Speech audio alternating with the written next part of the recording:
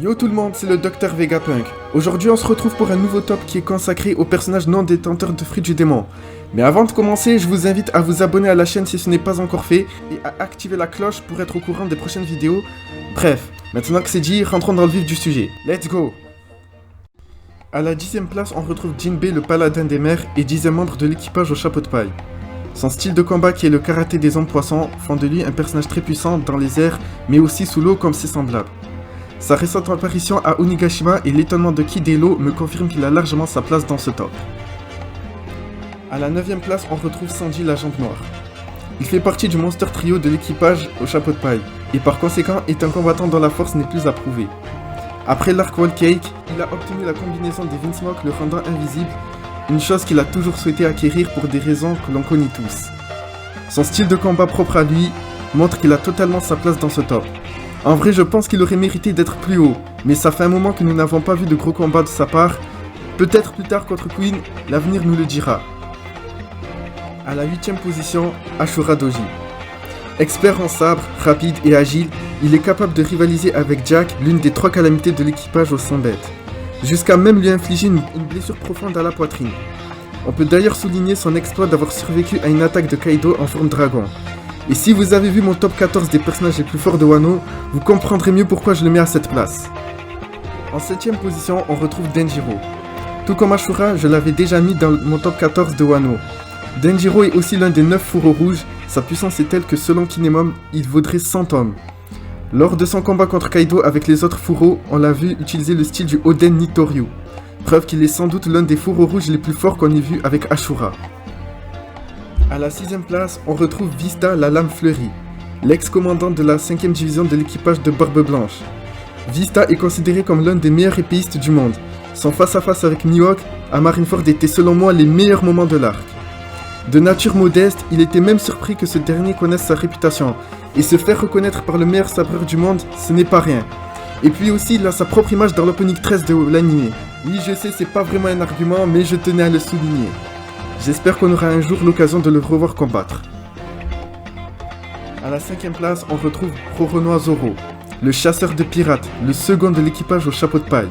Celui qu'on met au même niveau que son capitaine, tellement sa force est monstrueuse.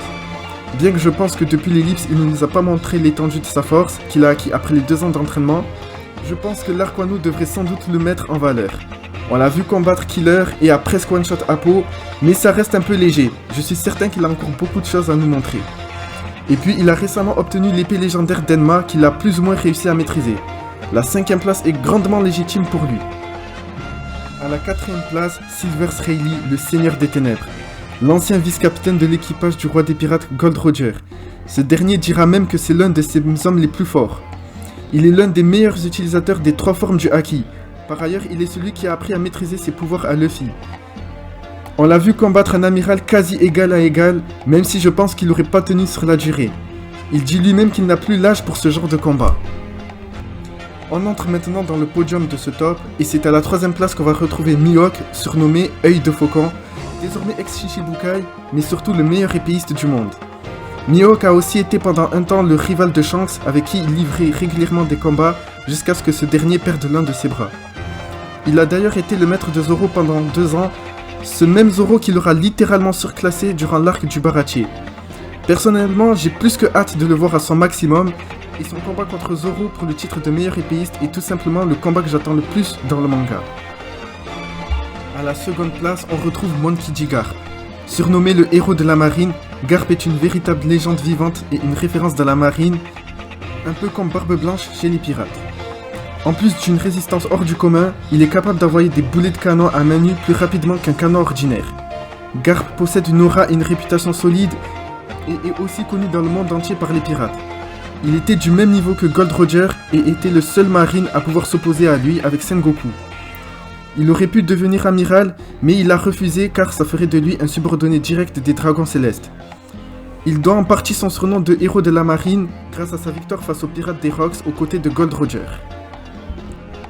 Et enfin le numéro 1 de ce top est bien évidemment Shanks le Roux, l'un des 4 empereurs du Nouveau Monde. Bien que ses réelles capacités ne nous ont pas encore été dévoilées, il doit certainement avoir une très grande puissance de par son statut d'empereur du Nouveau Monde. Shanks ne craignait pas Barbe Blanche et avait même assez de force pour s'opposer à lui, tandis que certains capitaines pirates tremblaient à la simple mention du nom de ce dernier. Le fait qu'il était capable d'égaler un coup de Barbe Blanche avec un seul bras est une preuve claire de la force de ses attaques. Shanks est également assez puissant pour arrêter le point de magma d'Akainu en n'utilisant que son épée et le haki de l'armement. Bien évidemment, j'ai plus que hâte de le voir enfin à l'œuvre, lui qui nous a été présenté dès le premier chapitre.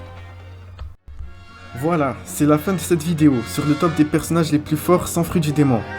J'aurais pu citer d'autres personnages comme Roger, Oden, Ben Beckman ou même Zephyr, mais ces personnages sont soit malheureusement morts ou soit encore plus obscurs que Shanks pour figurer dans ce top.